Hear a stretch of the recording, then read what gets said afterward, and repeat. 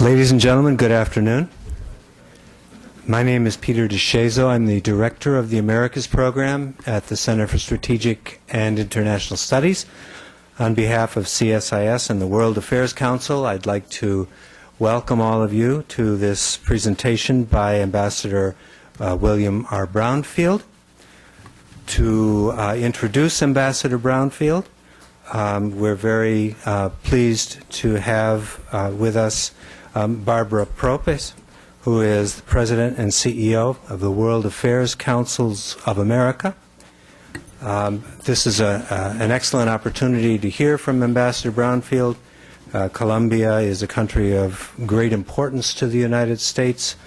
Colombia is a country that has made substantial progress in a wide variety of areas, overcoming some very grave difficulties from years back.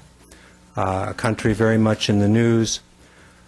This is, again, a very propitious moment to hear from one of our most distinguished career diplomats and someone who knows the region extremely well. But first, Barbara Propes. Barbara?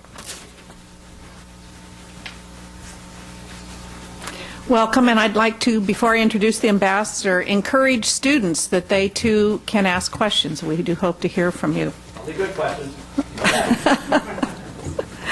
And as you can see, you have the biographical information on the ambassador, that he has also served as ambassador to Venezuela and to Chile, and is a career diplomat. He was Counselor for Humanitarian Affairs in Geneva, and has also had assignments in Argentina, El Salvador, and was advisor for the Commander-in-Chief in the Southern Command in Panama. Besides what's on the written paper, I'll share with you that he has climbed 3 mountains over 6,000 meters, that he is that he is also married to an ambassador, the ambassador to the Philippines, and he said something about having been a linebacker in a previous life, but I'll let him share that with you. So we would like to welcome Ambassador William Brownfield.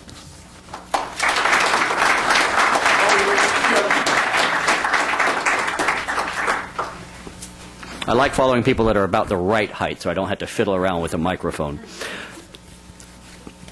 Ladies and gentlemen, may I open with my thanks to the World Affairs Council and to CSIS for giving me this opportunity, an opportunity that I treasure beyond almost all capability of understanding.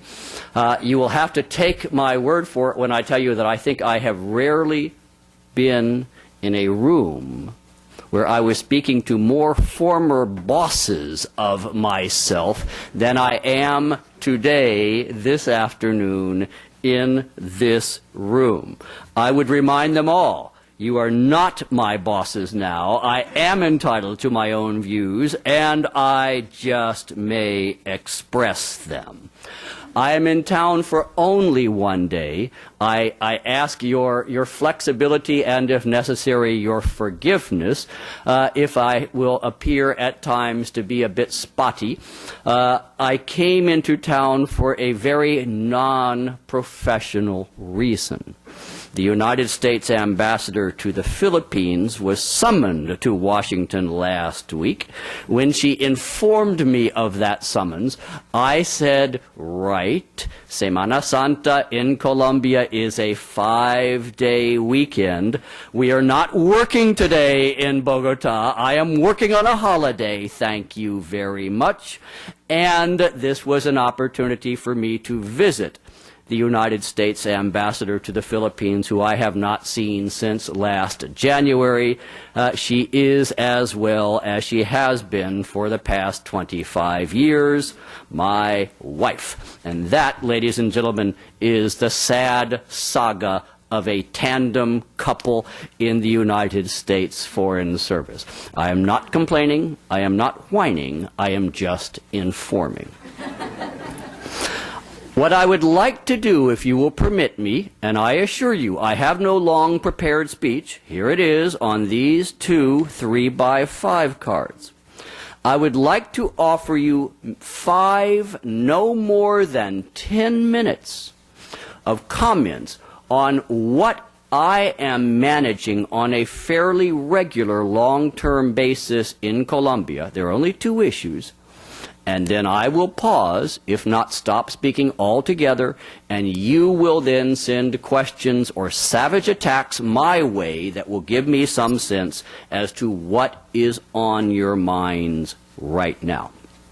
My 2 issues, if you were to ask me, what am I working, what am I dealing with day after day since I arrived in Colombia on August 31st, 2007, I would say Plan Colombia and its final transition, and the US Colombia Free Trade Agreement. Are there other issues out there? Of course. We have had relations with Colombia for about 180 years. Thank you very much. On any given day, I might deal with 25 or 30 other issues. But these 2 will pop up almost guaranteed every single day. So let me offer you a snapshot as to where I think we are on both of those, and then turn the conversation over to you.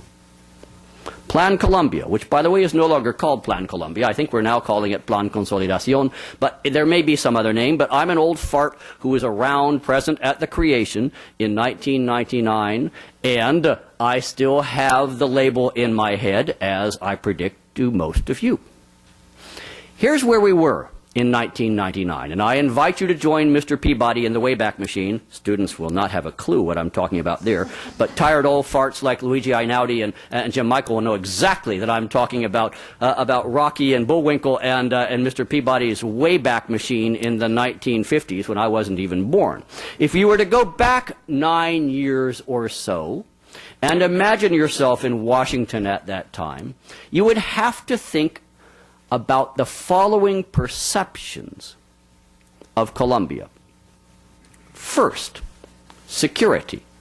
In 1999, smart men and women in the United States government were seriously asking whether the FARC was going to win in Colombia. In other words, we're seriously contemplating the possibility that the future government of Colombia would actually be one managed by, led by, or dominated by the FARC. In 1999, serious men and women in Washington were questioning, were wondering, were in fact partly convinced that Colombia might be the world's first narco-state, a country whose government was dominated by the narcotics trafficking industry. Now that's fine, we might say. Why should we care? We're here in the United States of America.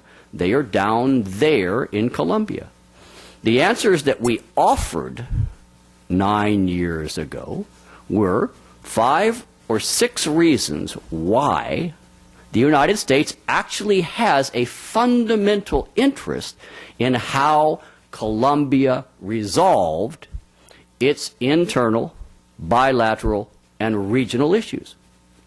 They were issues such as drugs and the fact that the overwhelming majority of the cocaine and nearly 1/2 of the heroin that entered the United States came from Colombia.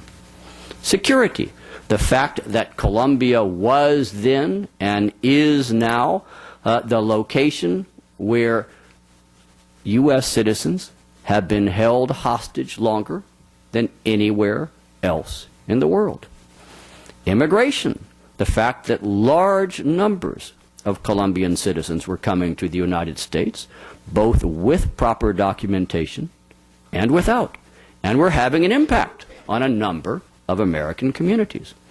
Trade, the figure that we are calculating for the year 2007, substantially enhanced from 99, but nevertheless, is nearly $18 billion of bilateral trade, or nearly $2.5 billion of U.S. foreign direct investment, more than in any other country in Latin America, with the exceptions of Mexico for logical geographic reasons, Brazil for logical reasons of size and scale, and Venezuela for reasons having a great deal to do with petroleum. Regional influence, the fact that Colombia has and had for the previous nearly 2 centuries, played a leadership role in the region. Our argument in 1999 was Colombia matters. What happens in Colombia will have an impact on the United States of America. In 1999, Colombia entered what I call its period of the 3 crises. The economic crisis, 2 consecutive years of recession in the economy that was perhaps the best consistent performer in Latin America from the previous 40 years. A security crisis driven by the armed and security forces clearly being increasingly challenged in their ability to prevent the movement of irregular forces in more than 40% of the territory, and a drug crisis as Colombia's production of cocaine and heroin ballooned, exploded. What did we do in 1999 in a bipartisan effort? Both the executive branch and the legislative branch of the United States government came to consensus to support Plan Colombia, what I used to like to call back then a Colombian plan to address Colombian problems in Colombia.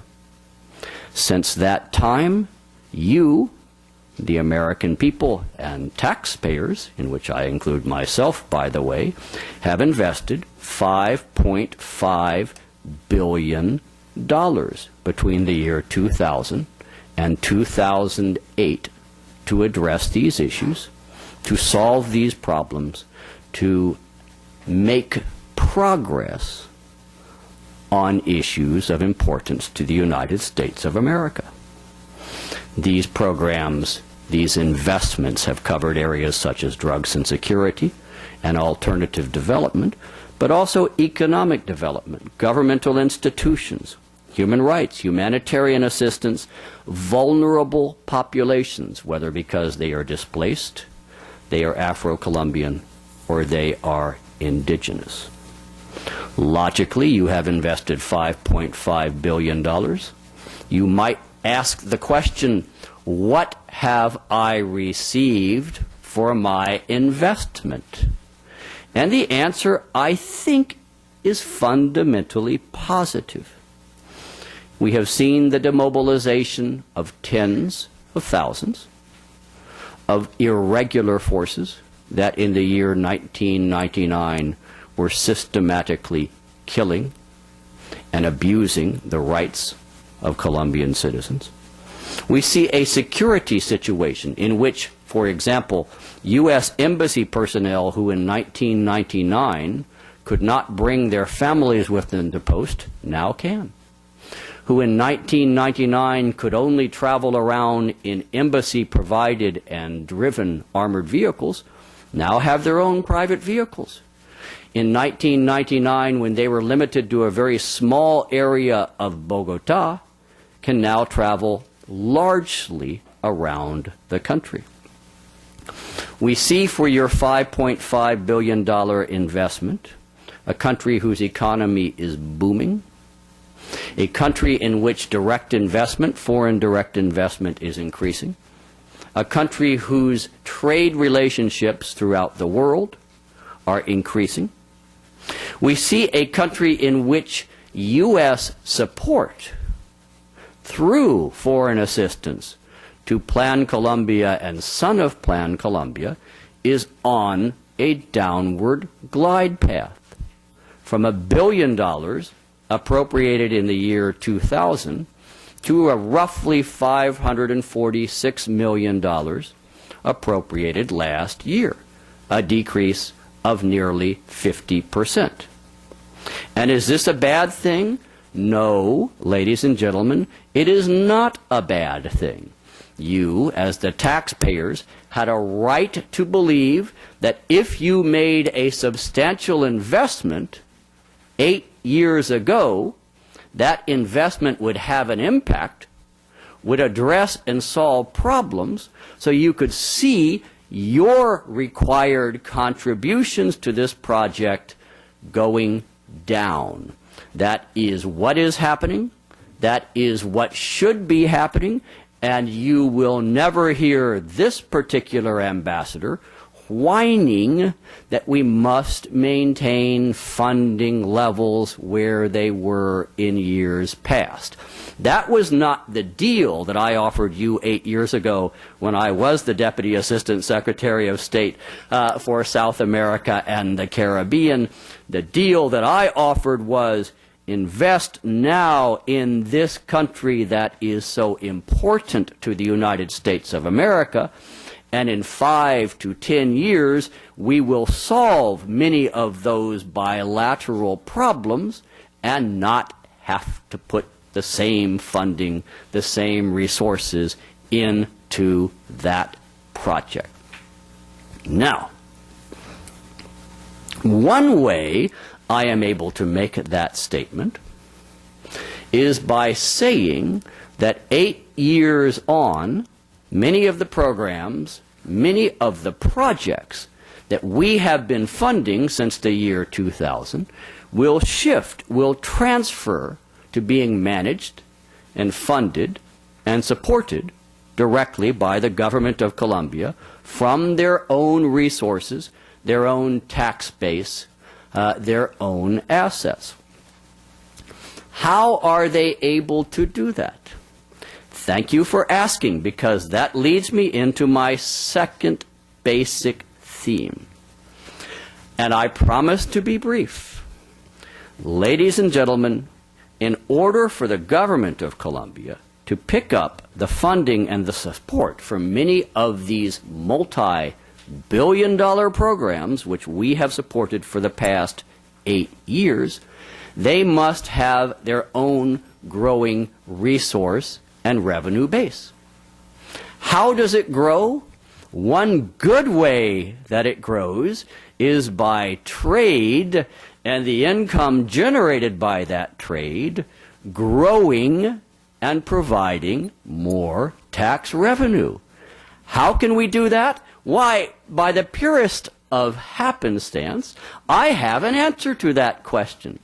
History has proven over the past 15 years that when two countries, two economies reach a free trade agreement, the impact is to create greater trade in both directions.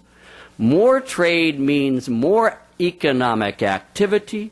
More economic activity means more jobs, as well as more productive activity that generates more tax income.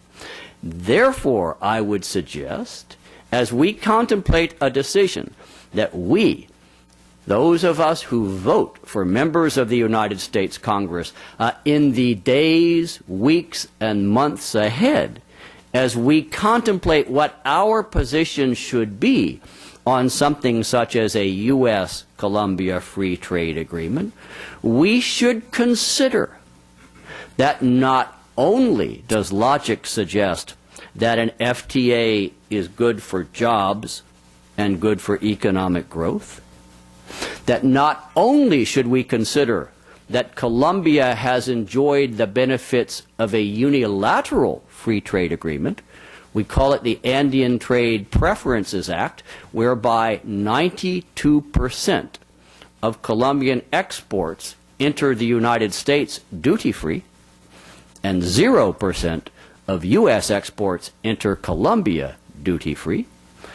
Not only should we think about new markets, particularly in the agricultural sector, not only should we think about how an FTA will give those former coca cultivators who have moved to alternative crops and alternative production markets for their products so that they will continue to grow something other than coca.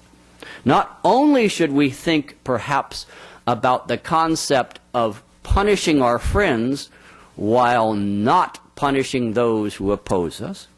Not only should we think about the concept that there are two competing models for the future of Latin America currently being employed and offered, one tied to market economies, greater access, stronger private sector, and another tied perhaps to, let's pick an expression, socialism for the 21st century, less access to open markets, fewer regional agreements, and more separation between North and South America. Not only should we think about those issues, although all of them are very legitimate issues, we should also think as taxpayers about how we can encourage the government of Colombia to assume many of the costs, many of the expenditures, many of the responsibilities which we have managed under Plan Colombia since the year 2000. It will not come as a great surprise to any of you, I assume, to learn that I think the US Colombia Free Trade Agreement is actually a very good deal for the United States of America. Others are entitled to their own views. That is one of the reasons why I am with you here this afternoon. But I did want to give you the opportunity, the benefit of my thinking on these two issues. Having done so, I will now pause. I will say it has been a pleasure to give you a 20-minute pep talk, even though I promised you only 15, and to say thank you very much, and I look forward to your questions. Take it away.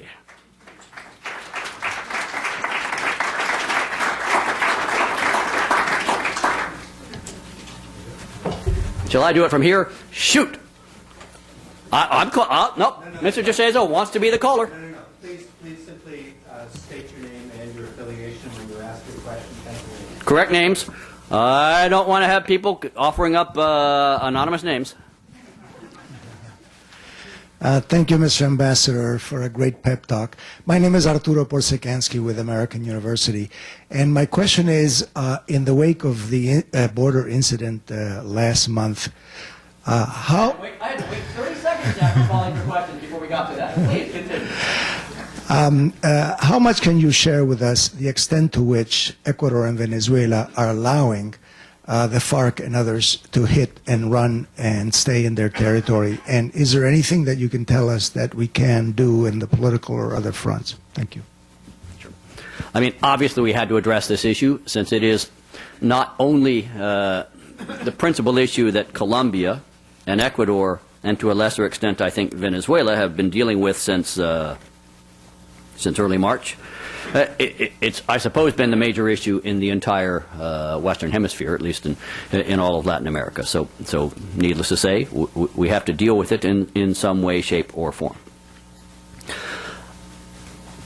I would argue that there is fairly overwhelming evidence, obviously, that some members of the irregular force, known as the FARC, were located across the border at a minimum in Ecuador, and that evidence was found, obviously, the morning after the strike that removed Raul Reyes, the member of the FARC Secretariat, from the scene. I do not believe we, here in the United States of America, need to offer value judgments in terms of what is right or what is wrong, whether any particular government is doing enough or not doing enough to address an issue. I do believe we need to stand, as did the OAS, stand up and address some basic fundamental issues. I think there are two principles out there, and I think we all have to accept them because they're embedded both in the OAS Charter as well as in the United Nations Charter. One principle, of which we've heard a great deal over the last 3+ weeks, 3.5 weeks, is the principle of national sovereignty, that one nation does not enter into the sovereign territory of another nation without that nation's permission. And that is a very important principle, and it's been an important principle, I would argue, for several hundred years, if not a millennium or two, here in the world. There's another principle out there, however. I believe it's embedded in Article 51, maybe, of the UN Charter, and it's somewhere in the OAS Charter as well. And that is the responsibility of any government that claims sovereign territory to be responsible for those that are in its sovereign territory. My argument would be, and I believe this is an argument articulated by the government of the United States, and I think most governments in the world, is that you cannot have just one principle. You cannot say, it's principle one, and we do not wish to consider principle two.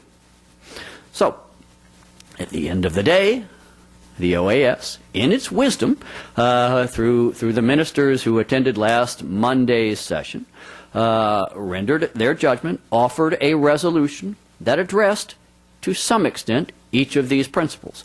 I doubt it was to the complete satisfaction of any government that was represented in that special ministerial meeting. They had to address some real-world issues.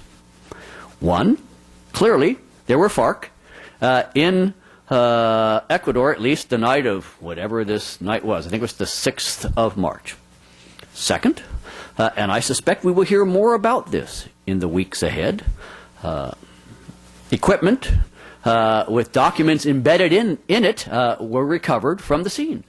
And those documents, those emails, those letters found on those computers will presumably give those who do analysis, or members of the media, or for that matter historians, material to assess what actually was going on in those border areas between Colombia and Ecuador, or between Colombia and any other government in the region.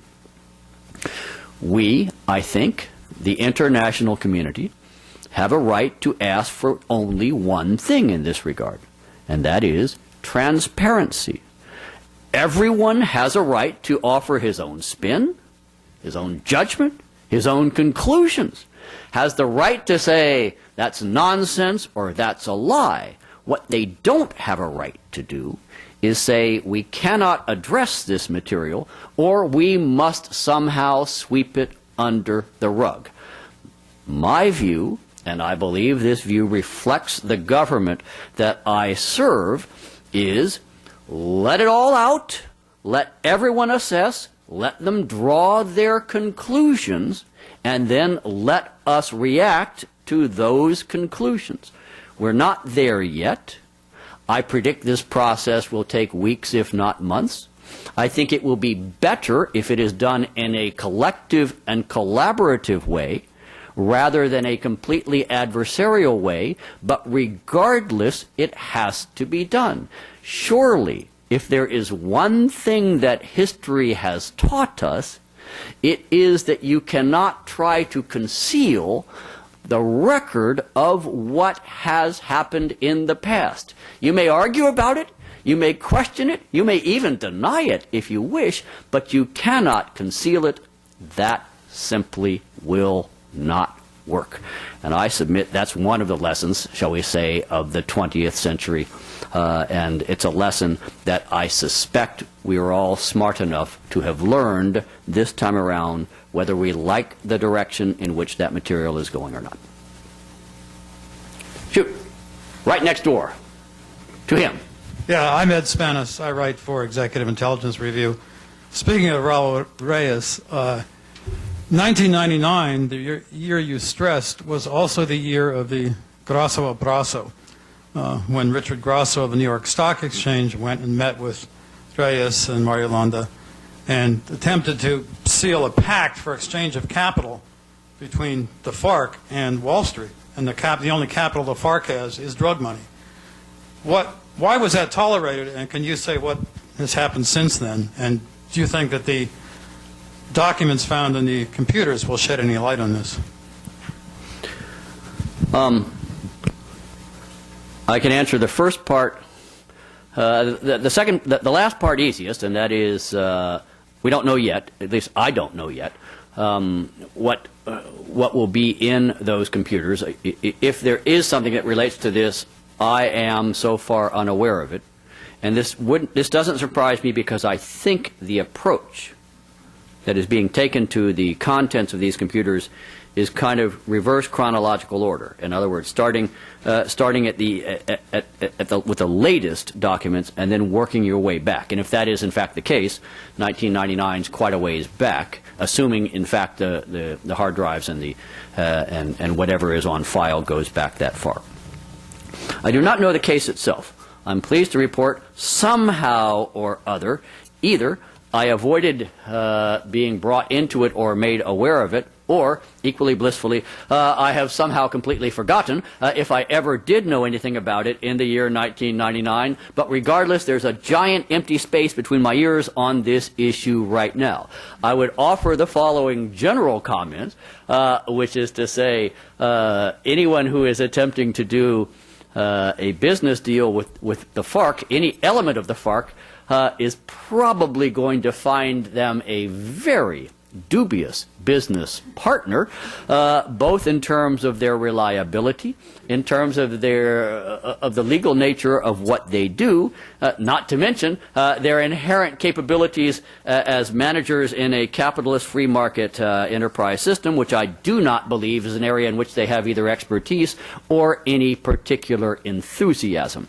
I would be interested to see where we come out as they work their way back to 1999. If they do, I would be interested to see what is there, because at the end of the day, I repeat, this to work right has to be a transparent process where the documents are released and then everyone is allowed to provide whatever explanation, whatever spin, whatever clarification or conclusion they wish to on the documents. But the documents themselves must be allowed to tell their story.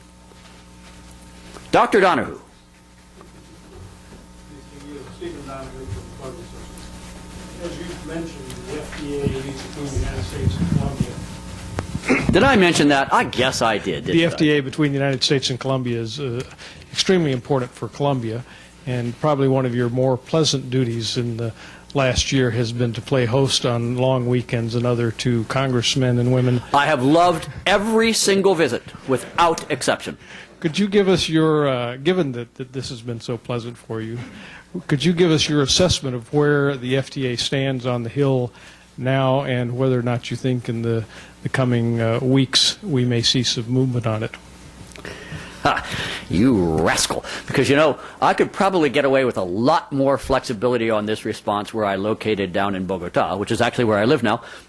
And if I were speaking Spanish, then I would be here in our nation's capital, a mere 18th Street, a mere 18 blocks from the home of the United States Congress.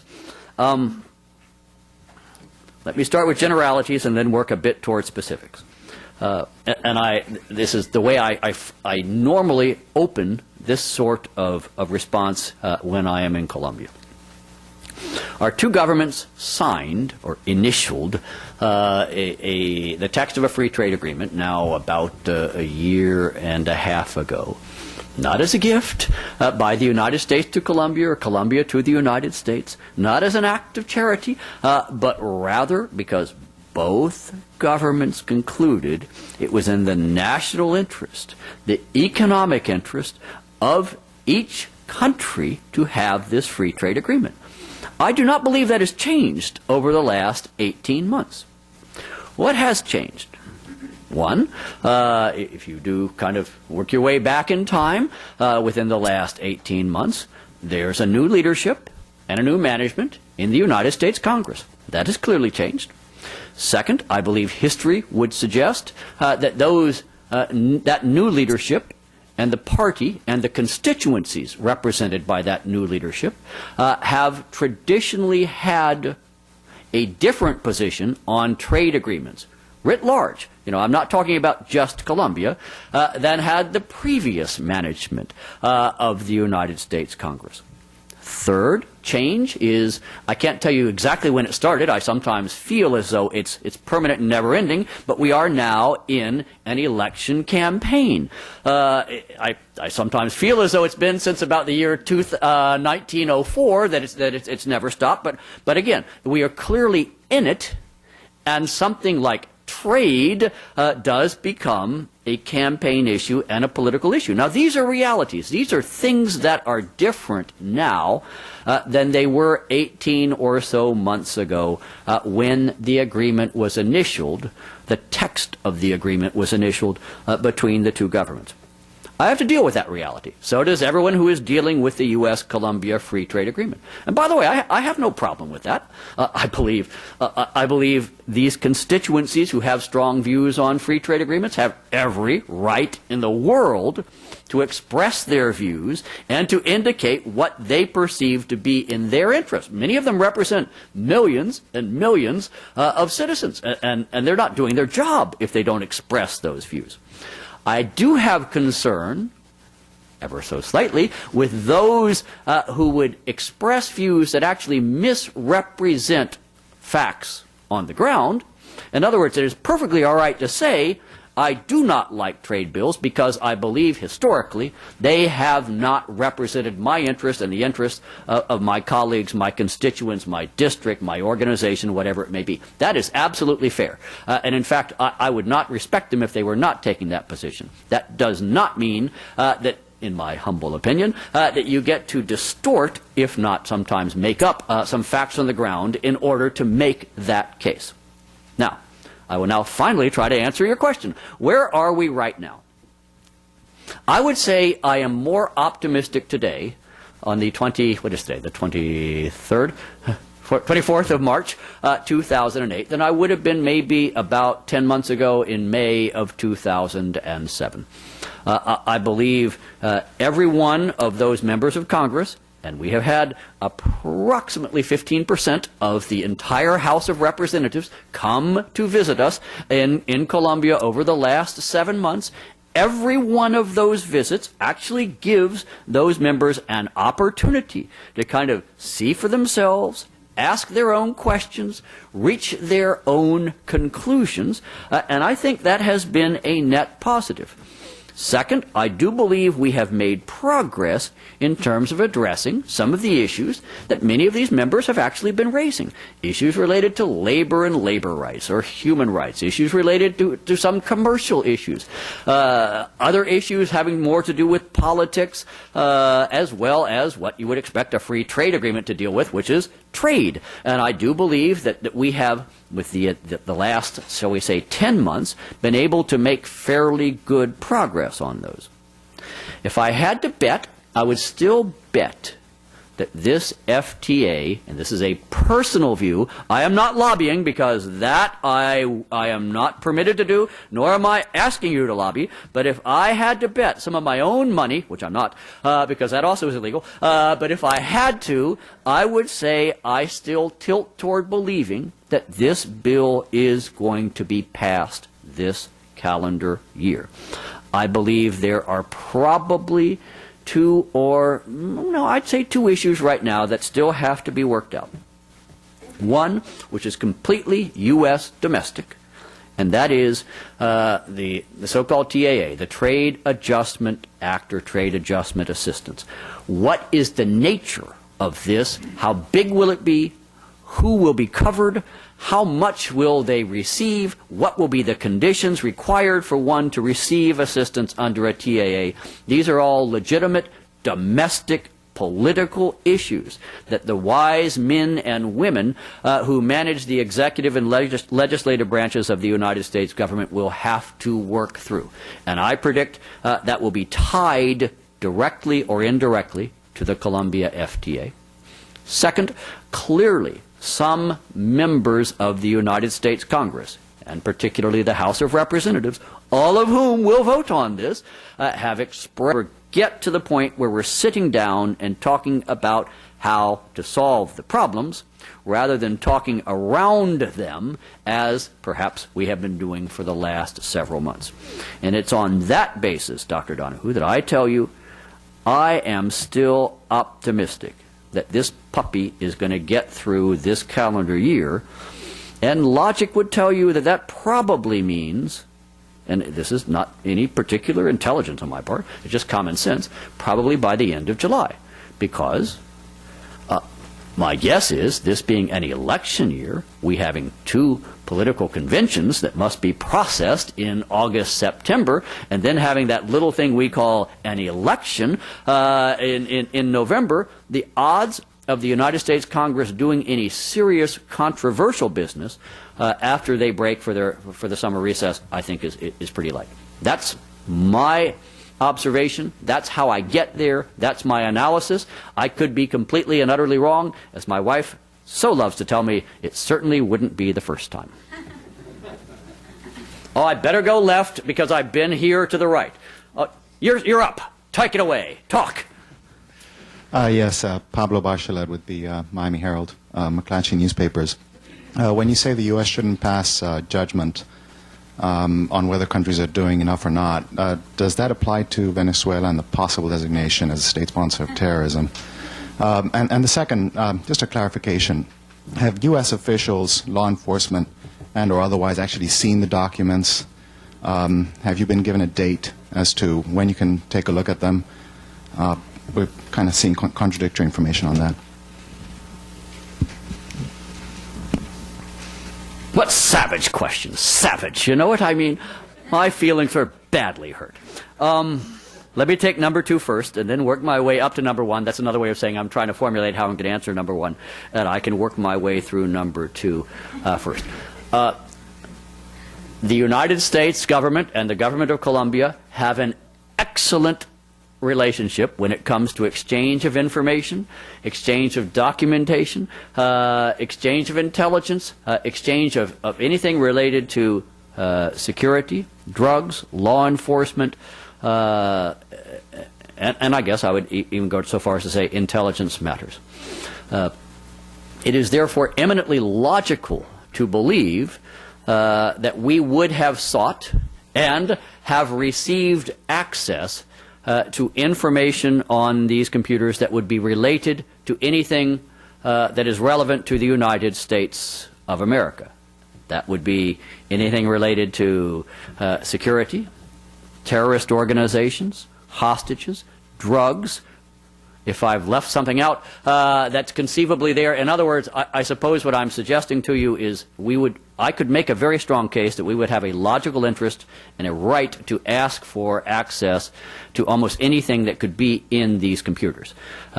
And you would also be, I think, right to assume that we would have asked for the access and received it in a way that would be consistent with the legal process, so that whatever information is culled from those computers could then be used subsequently either in a law enforcement investigation or in a criminal prosecution in the United States. And that's a process by which it would be a judicial authority of Colombia who would be handing or providing the documentation, in this case, presumably the hard drives, to a formally designated law enforcement authority of the United States government. Probably the only reason I'm kind of dancing around this is I'm not sure we've made any sort of announcement. So I have to give it to you in this kind of cryptic way. It would be logical to assume that that has happened, and it would be, and if it were to have happened, it almost assuredly would have occurred through a formal judicial process, so that in fact anything found there could then be judicialized, inserted into a legal or criminal prosecution. And if I could go back and double check as to whether there's been any announcement, I would, but since I'm not sure about that, that's the best I can give you on that question. First question. The United States government obviously has to assess, boy am I going to be diplomatic here, has to assess any and all evidence that is made available to it. That would suggest that any government in the world is providing material support to a formally and publicly designated foreign terrorist organization. My understanding is that we are required to do this by law. It's not as though we have an option to decide whether or not to do this. The Foreign Terrorist Organization Act of whatever year it was places this obligation on the executive branch, specifically, I guess, on the President of the United States, if not on the Secretary of State, and it is not an obligation that we are allowed to defer on if we choose to defer. Therefore, obviously, as information is made available that comes either from hard drives of computers or from any other source, it has to be factored in and then assessed as to its reliability and then legally reviewed as to whether this passes the test that's established by the law to categorize a government as providing material support to a foreign terrorist organization. We'll do that because we have to do that. I don't think we've reached any conclusions yet, and logically it would be done, as it should be done, in an internal process where we're collecting what we have, assessing it, and then determining whether, in fact, this meets the legal test. This isn't an overnight process. Among other reasons, as I kind of was suggesting earlier on, I think what's coming out of these computers is coming out in reverse chronological order, and it's going to take a long time, I would guess, to cull all the data out of these computers. I mean, I have heard some assessments that would suggest millions of pieces of data. Now, you know, throw as many people as you want at it. Let's make it a really big, robust task force and say 50 people. Let's assume if it's only 1 million documents, 50 people each have to do, help me out on the math here, what's that, 20,000 documents per person.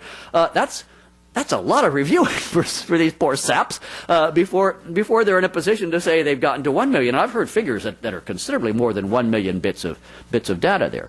My guess is at some point in the future, and I'm not even projecting how far in the future, enough of that data will have been culled, organized, assessed, and reviewed to allow people far smarter than me to say, yes, this meets the test, and therefore we will move to add another proud government to the list of supporters of foreign terrorist organizations, or no, either it doesn't meet the legal test, or the information, the intelligence is not good enough, or we can't find anything there.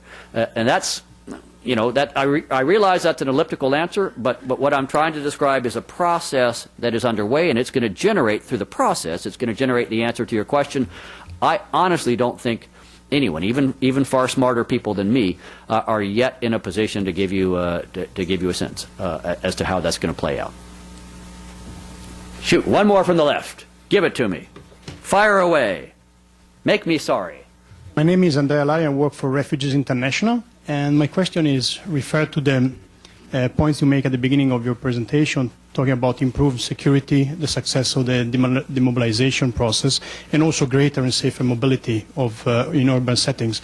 But there is also another side of the picture. Another 2 to 4 million Colombians have become IDPs over the last 6 years. Yes, continue. No, I'm not going to use the big number. I'm going to say that in the last 4 years there have been more than 200,000 displaced internally, and last year there are data that talk to more than 300,000 people, and also increased number of new paramilitary groups. My question is, would you still assess the Colombian security policy overall a success, including also this information that I put on the table right now? Thank you. Yeah, you know, that's a very good question. It's one of the questions that actually it causes me more concern than a lot of others.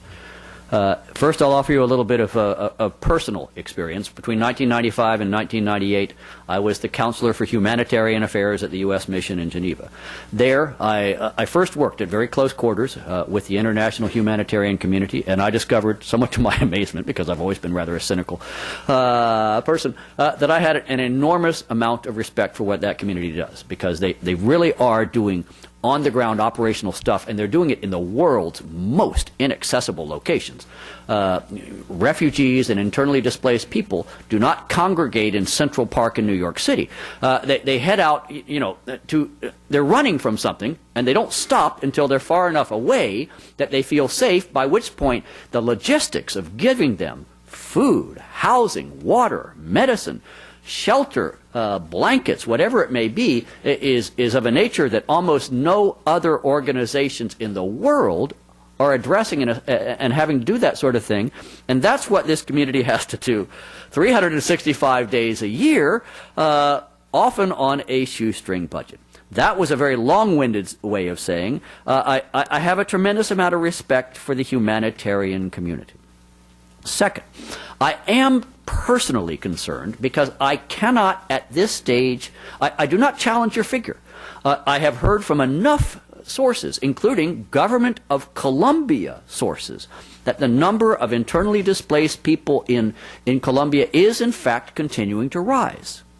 And there's it is illogical if you are operating on the assumption that the security situation is improving, that the economy is improving, and that logically people who do not naturally want to leave their homes, their communities, or their families should not be doing it.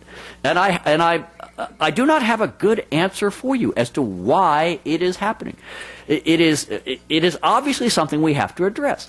And obviously we have to address it both in the short-term immediate basis, which is to say how to keep such people from starving, dying of disease, dying of exposure, or any of the other ways that a displaced community can in fact be either die or sicken. And that's an immediate requirement, which is to say, how do we get food, shelter, medicine, and basic services to them right now? But there's a long-term issue, and that I haven't yet figured. To be honest with you, I haven't figured out why are they still being driven from their home communities? Until we can answer that question with some degree of certainty, I can't come up with a solution to address the long-term problem. And I know, is it security? Of course there's a security element to it. Is it partly economics? I suspect it partly is economics. Are some of them leaving their communities because they think they get better benefits elsewhere? Maybe. I don't know. I do believe we've got to get a handle on what is still driving them away from their homes and their communities, because it is not logical. So I have given you a two-part answer. The immediate requirement, responsibility of us as an international community is to give them immediate assistance so that they are able to stabilize wherever they may wind up. And you know perfectly well what happens. For the most part, they come into the outskirts of the larger cities, and they set up instant barrios where life is almost unquestionably worse for them than it was back in their home communities. We have to provide immediate services to them there, but that doesn't address the long-term issue. We have to figure, I do believe the security situation is getting better for the overwhelming majority of the people of Colombia. I do believe the economy is improving for the overwhelming majority of the people of Colombia. Clearly, it is not working for a substantial percentage of the population of Colombia, whether that percentage is 10%, 15%, 20%, more, less, I don't know, but that is still generating hundreds of thousands of additional internally displaced persons.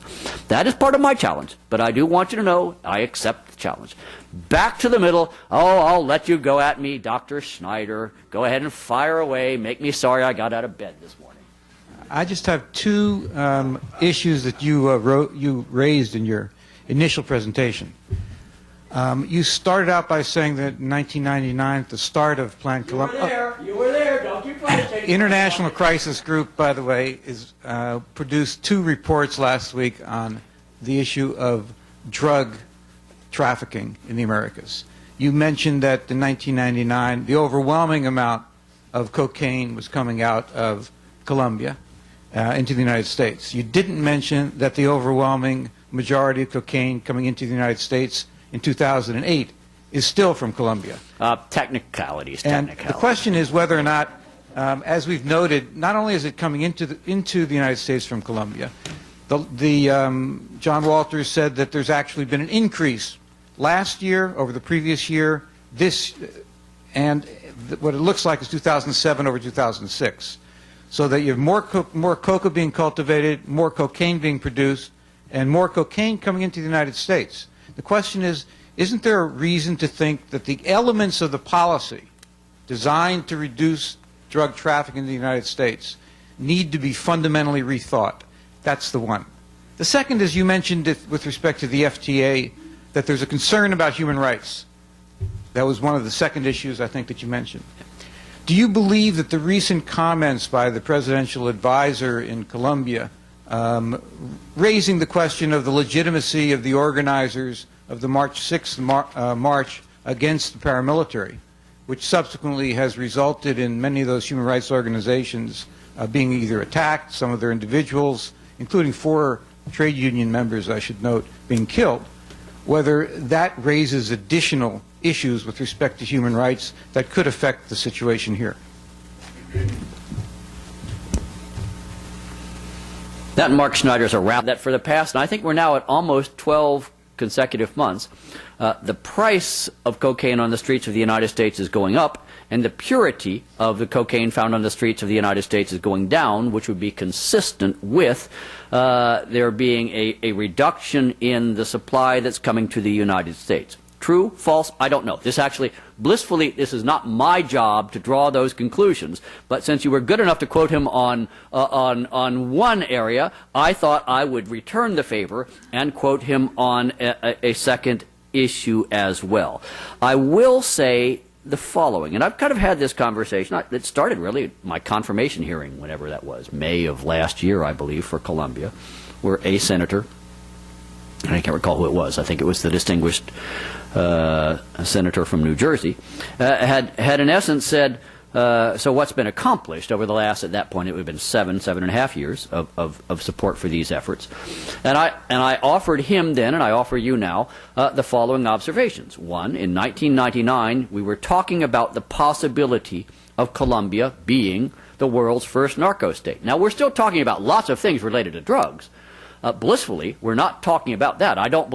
I bet there's not anyone in this room right now who is prepared to raise his hand and say, I'll put $100 on the table and predict that narcotics traffickers are going to take over the government of Colombia within this calendar year. I bet not, and if there is one who wants to make that bet, I'll probably take that bet from you later in the course of this afternoon. So that is one area where I submit we have made some substantial progress. Second, I could make a case that from the Colombia-specific perspective, we either are at or are very close to some sort of tipping point. And I would submit, don't shake your head, because I'm talking Colombia-specific, Mark. At the end of the day, I'm going to give you the answer you want, which is I'm fully aware that it's the balloon theory, and history would suggest you squeeze the balloon at one end, and it's just going to get longer or fatter at some other area. And there's something to that. I mean, I've been off and on doing this drug business now for about 15 years, and I guess I've seen the cycles, the ups, the downs, the goods, the bads. But at the end of the day, my argument would be you can't hold the government of Colombia responsible for what's going to happen elsewhere in the region on the drug front. For that matter, you can't hold Bill Brownfield responsible for what's going to happen outside of Colombia on the drug front, because I don't do the rest of the region. I acknowledge the point. I acknowledge that this discussion, I might even call it an argument, which, as you well know, probably started about 40 years ago on what is the best approach to drugs and control of illicit drugs in the United States, is an argument that will probably continue for months or years to come, unless you become such a powerful advocate, Dr. Schneider, that in fact you are able to convince all 300 million American citizens that this is the approach to take. And I will admire you enormously if you are able to do that. My own view is that we have been at it for more than 3 decades. Much of our approach, I would argue, has benefited from these discussions / arguments / debates. I would argue that we still do obviously not have the perfect solution. You only need to walk the streets of Washington to have that brought clearly home to you. But at the end of the day, I believe we can see what a solution eventually is going to have to involve. First, it's going to have to involve all of the countries affected by this industry cooperating in some way, shape, or form, whether they are producers, transitors, or consumers. Second, it is going to have to address all elements and aspects of the illicit drug problem, from growing it and producing it to rehabilitating those who have misused it. Education, medical treatment, as well as basic law enforcement stuff on the streets, interdiction, you name it, it's going to have to be integrated into one coherent, comprehensive strategy. Are we there yet? Clearly not. I would argue that we can have these great arguments that we have had for the last 30 years over decriminalization, legalization, arguing about statistics and so forth. The bottom line, as far as I'm concerned, is that it tells me we don't yet have a solution that we have consensus on in terms of how to address the overall issue. That does not mean, in my humble opinion, that we therefore stop doing anything until we reach that point. I am quite comfortable saying I am ready to adjust when someone can help deliver the consensus on a new or different approach. The human rights issue, which you were good enough to bring up again with me this afternoon. It is my view, I have stated it publicly in Colombia, I state it again publicly right here and right now, that an active and an aggressive human rights community in any country in the world, including my own, is an essential element in a democratic society. And I have stated publicly and repeat right here and right now, it is the job, it is the mission of the human rights community to identify problems or abuses and to hold governments responsible and accountable for resolving those cases, those problems, those abuses. That is what human rights communities are supposed to do. If they do not do that, they are not doing their jobs. Now, as you also know, since we've already had this conversation today, Dr. Schneider, I believe that the process by which a human rights community does its job is inherently adversarial with the government, whatever that government may be, including my own government. Some of it is political. When it is political, the government has every right in the world to respond in the political sphere, to challenge, to question, to deny, to make a political response to a political charge or allegation. That's fair. I mean, nobody gets a free ride in this business. There is a line between political debate, give and take, and active intimidation. That line will be drawn in different places by different people and in different places in different countries. But the line is there, and it is our obligation, in my opinion, both as an ambassador and as a representative of the international community, to keep a close eye on that line. And if I ever see evidence that, in my opinion, supports a conclusion that the line has been crossed, we as an international community obviously have an obligation to draw that to any government's attention. That's the way I'm going to address that issue, every bit as elliptically as I did with the good Dr. Bachelet, and you probably don't like the answer I gave you any more than he liked the answer I gave him, but that's tough. I'm the guy at the microphone. Dr. T.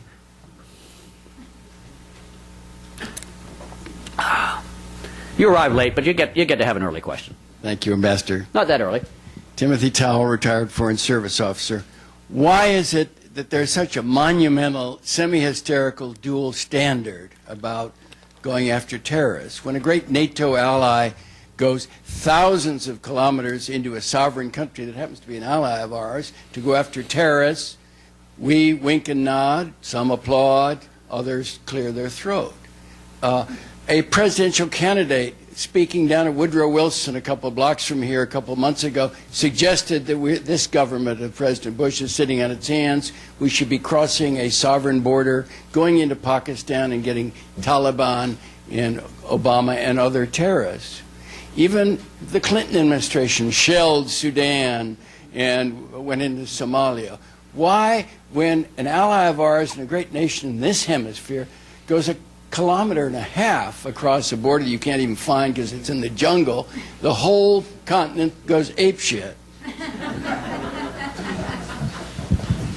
I didn't, and I'm in this continent, just for the record. You put your finger actually on an even larger issue than I tried ever so diplomatically, because I am not a retired Foreign Service officer, Dr. Towell. I am still active duty, therefore I am required still to be diplomatic. And that was the very skillful, almost brilliantly nuanced way that I suggested to all of you that there are two principles that have to be incorporated into the response to this or any such act. One principle, which is a perfectly legitimate and understandable principle, established probably a couple of thousand years ago and reinforced every century, and that is the inviolability of sovereign territory. Yes, any duly constituted government and country in the world has a right to say, you come into our territory only with our consent. I accept that. That is an important principle of international law. There's another principle out there. It is the principle of saying, if you claim sovereign control over your territory, you are responsible for that territory and what happens in it. And if you are unable or unwilling, or worse, you are colluding with organizations, forces, or people who are using your territory to then attack neighboring territories, you have to accept the right of self-defense. Inviolability of sovereign territory, principle 1. Right of self-defense, principle 2. We, kind of members of the international community, have to figure how you strike a balance between those two equally important principles. We will never, presumably, make everyone happy. What is it that Lincoln said? You can make some of the people happy all the time and all the people happy some of the time, but you can't make everyone happy all the time. It was Lincoln who said it, wasn't mine. Don't hold me responsible for that. I presume that's where we are on this particular issue. Obviously, I agree with you to the extent that many people chose to talk solely and exclusively about principle 1, thinking that they could somehow ignore, brush under the table, pretend as though it did not exist, principle number 2. This gets me back to my to the discussion as well as to what is to happen with all of the material that I predict will eventually come from these computers and the hard drives of the computers that were recovered at this site. Eventually, it must be made available to the public in a reasonably transparent way so that people can draw their own conclusions. You cannot hide behind a principle and say, we will only discuss this, we will not discuss any other element of this problem. At the end of the day, far be it from me, Dr. Towell, to suggest that any particular leader or government was trying to get political advantage out of this situation. A cynic might make such a suggestion. I never would.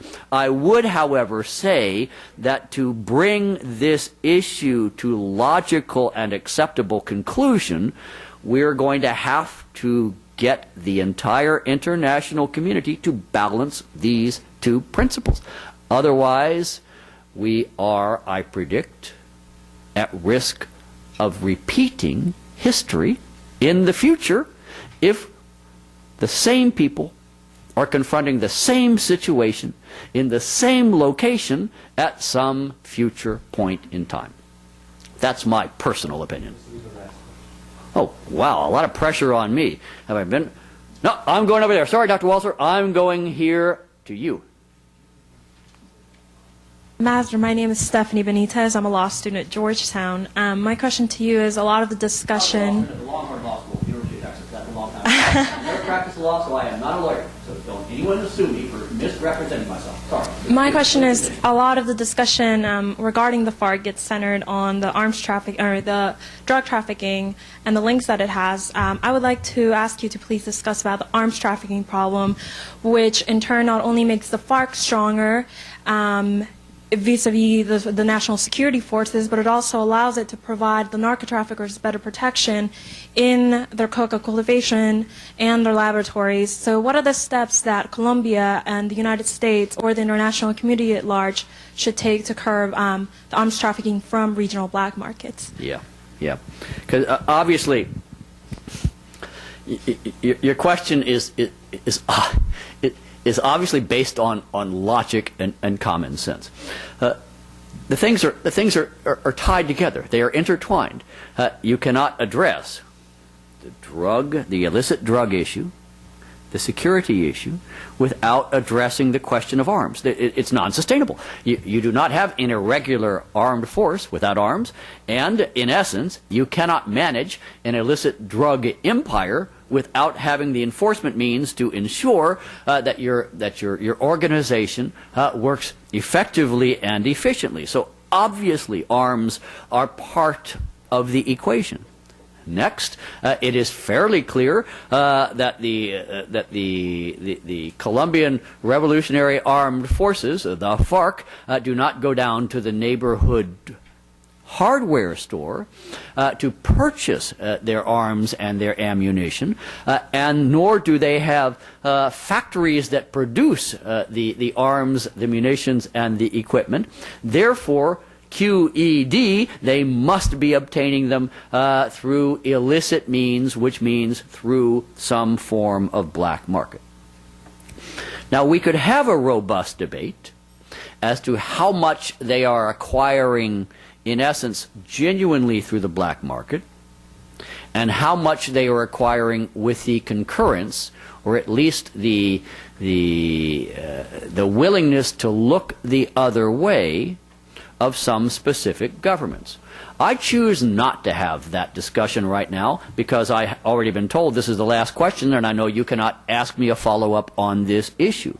What I will say is that it is obvious to almost anyone, I submit, that the same network, the same system that permits an organization to push and move its illicit drugs to market, transiting through neighboring countries, that the same network, the same group of individuals, the same local corrupted officials, the same transportation system, the same financial laundering system can bring the munitions and the arms back to the organization. It's the same system.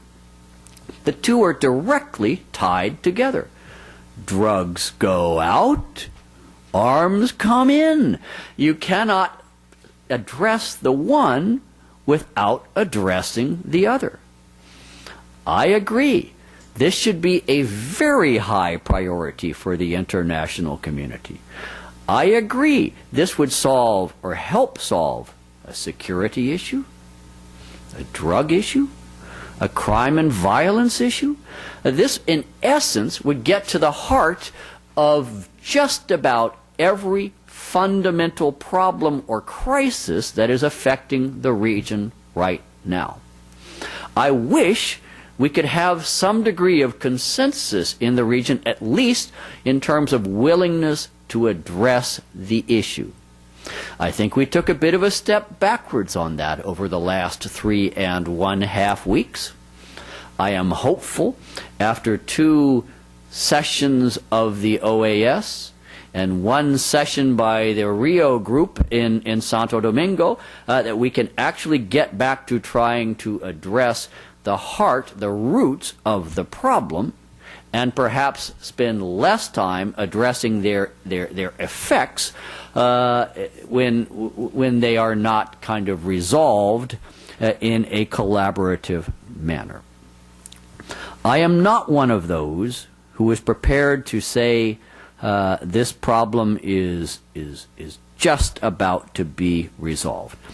I have read some recent assessments in the media, and I always pay attention to what is written in the media, suggesting that the FARC in particular may be approaching kind of a tipping point in terms of implosion. I don't know that to be the case. God, Lord knows I would not be at all sorry were that to be the case, but I believe it would be unduly optimistic, if not foolish, to build a policy or a strategy on that assumption. So I don't and I won't. I am reasonably optimistic that in the not terribly far distant future, and that probably means months, but perhaps not years, smart men and women in a variety of countries, Colombia, the United States, neighboring countries around Colombia, some European countries, will conclude that the pieces on the chessboard are about as well positioned as they are likely to be to take another crack at offering an opportunity to bring this armed conflict to conclusion.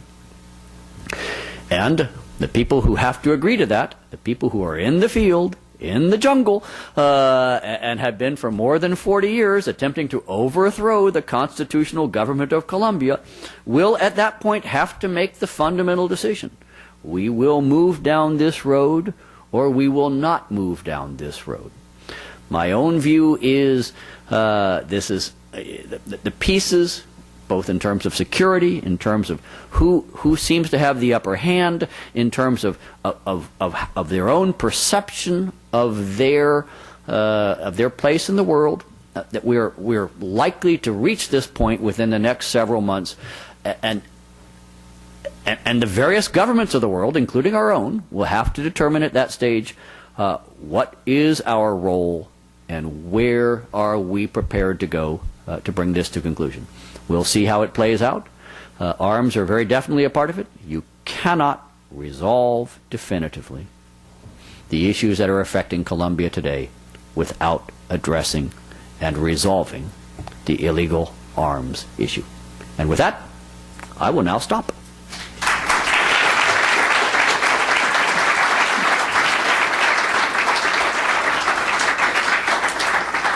I would like to thank all of you for joining us today, to Ambassador DeShazo and the CSIS for partnering with us, and especially on your day off, Ambassador Brownfield, for joining us for a very candid and entertaining program. I'll probably get myself fired, but you know, you tell me to go.